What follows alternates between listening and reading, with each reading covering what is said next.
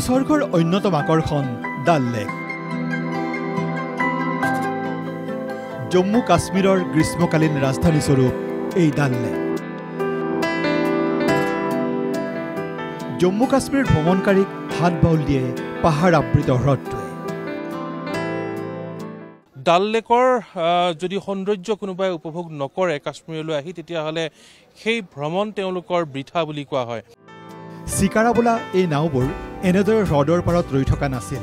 পৰ্যটকক উঠাই লৈ ঘূৰি ফুৰিছিল ডাল লেকৰ সুবিশাল জলৰাশিৰ মাজত। কিন্তু সেই গতি স্তব্ধ হৈছিল 22 এপ্ৰিলত। পেহেলগামত নৰভিখাছে তেজৰ ফাকু খেলাৰ পাছত পাৰত ৰৈ থাকিবলগীয়া হৈছে শাৰী শাৰী চিকাৰা। এনেদৰে শুই বহি কটাবলগীয়া হৈছে নাৱৰীয়াসকল। এতিয়া এই চিকাৰাবোৰ এনেকৈ পৰি আছে য'ত পৰ্যটক নাই, আৰু ইয়াত এই নাৱৰীয়াসকলে, যিসকলে এই চিকাৰাৰ মালিক নাইবা কৰ্মচাৰী, তেওঁলোকে শুই কটাবলগীয়া হৈছে নিজৰ সময়। সেইদিনাই যেন দুৰ্ভাগ্য নামি আহিল জম্মু কাশ্মীৰৰ পৰ্যটনক অৱলম্বন কৰি জীয়াই থকা ভালেসংখ্যক পৰিয়াললৈ। পৰ্যটক নাথাকিলে এইসকল লোকৰ চৰুলৈ জুই নাযায়।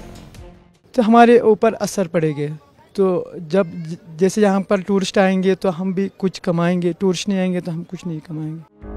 সমগ্ৰ জম্মু কাশ্মীৰৰ কথা বাদ দি একমাত্ৰ এই ডাল লেকক নিৰ্ভৰ কৰি শ শ লোকৰ জীৱন জীৱিকা চলি আছিল। কিন্তু সন্ত্ৰাসবাদীৰ দুষ্কাৰ্যই সেই সচ্ছলতাত আঘাত আনিলে। टूरिज्म बैकबोन है हमारा, तो जब वो आते रहते हैं तो माशाल्लाह यहाँ पर मजदूर से लेकर सब काम करते हैं। तो ये भी आपने देखा कि इन मतलब 5-6 सालों में कि पूरा कश्मीर ही बदल गया। পৰ্যটনক নিৰ্ভৰ কৰি চলি থকা সেই মানুহবোৰ আজি ভৱিষ্যতক লৈ শংকিত। তেওঁলোকৰ জীৱিকা, তেওঁলোকৰ মেৰুদণ্ড, তেওঁলোকৰ বেকবনেই হৈছে পৰ্যটন, আৰু সেই কথাটোক লৈ আচলতে প্ৰত্যেকগৰাকীয়ে কাশ্মীৰীয়ে এতিয়া শংকিত, উৎকণ্ঠিত। সন্ত্ৰাসবাদীৰ নৰসংহাৰৰ পাছত জম্মু কাশ্মীৰ ভ্ৰমণৰ বাবে আগ্ৰহী হোৱা বহু লোকেই অগ্ৰিম বুকিং বাতিল কৰিছে। अभी भी बहुत सारी बुकिंग भी कैंसिलेशन हुई, यहाँ पे बहुत इम्पैक्ट पड़ा।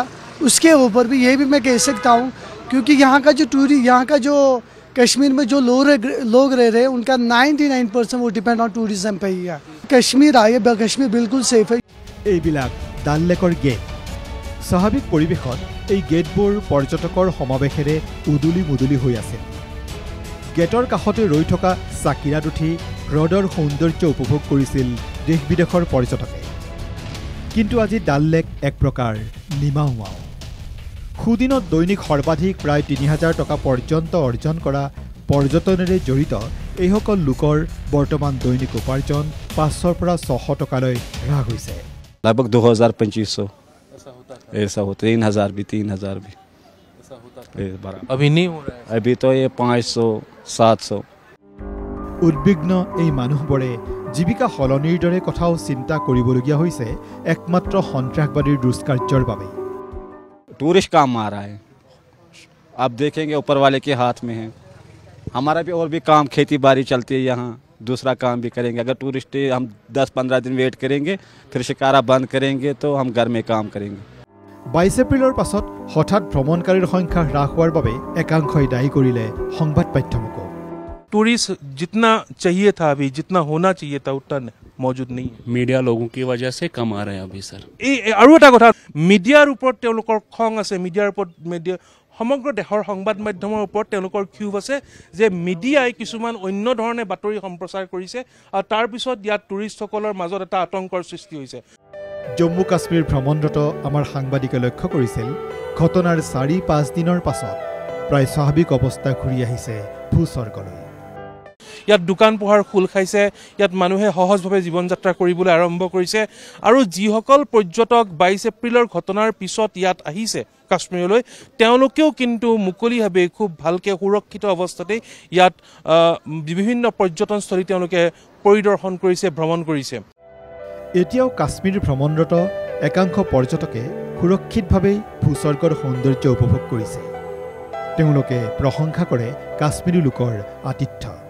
डरो मत कोई भी आने के लिए इधर। अगर कोई किसी ने कैंसिल भी किया है तो कैंसिल मत करो, आओ और बहुत एंजॉय करो। পৰ্যটনকে জীৱিকা ৰূপে লোৱা গাড়ী চালক, নাৱৰীয়া, টুৰিষ্ট গাইড, দোকান পোহাৰ দি চলি থকা সাধাৰণ মানুহবোৰে কেতিয়াও নিবিচাৰে এখন যুদ্ধ এক শান্তিপূৰ্ণ জীৱন তেওঁলোকৰ কাম্য মই যিমানগৰাকী কাশ্মীৰী ইয়াত স্থানীয় লোকৰ সৈতে কথা পাতিছোঁ তেওঁলোকে এটা কথাই কৈছে যে সন্ত্ৰাসবাদী নিপাত যাওক সন্ত্ৰাসবাদ নিপাত যাওক আৰু সন্ত্ৰাসবাদৰ বিৰুদ্ধে কাশ্মীৰীসকলে সদায় একেলগে থিয় হ'ব কিন্তু যুদ্ধ তেওঁলোকে নিবিচাৰে কিন্তু দেশী বিদেশী পৰ্যটকৰ কলৰৱেৰে কেতিয়া আকৌ মুখৰ হ'ব ডাল লেক সেয়া এই মুহূৰ্তত এক অনিশ্চয়তা মাত্ৰ ভিডিঅ' জাৰ্নেলিষ্ট আছিকৰ সৈতে শ্ৰীনগৰৰ পৰা গালিবুৰ ৰহমানৰ ৰিপৰ্ট NKTV